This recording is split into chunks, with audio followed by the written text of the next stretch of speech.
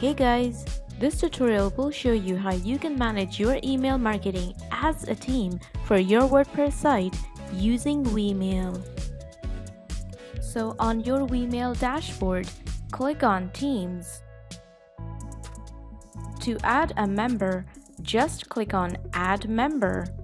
Select a user and then set the role before clicking on Submit to save the changes.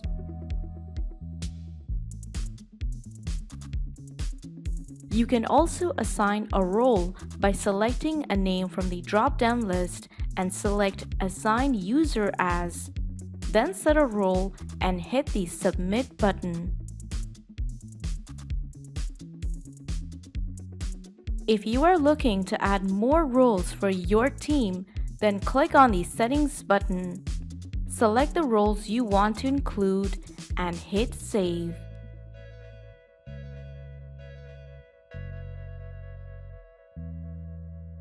To disable a user, just click on the Disable button.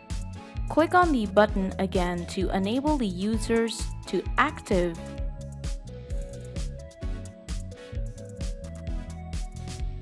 And that is how you can manage your email marketing as a team for your WordPress site using Weemail.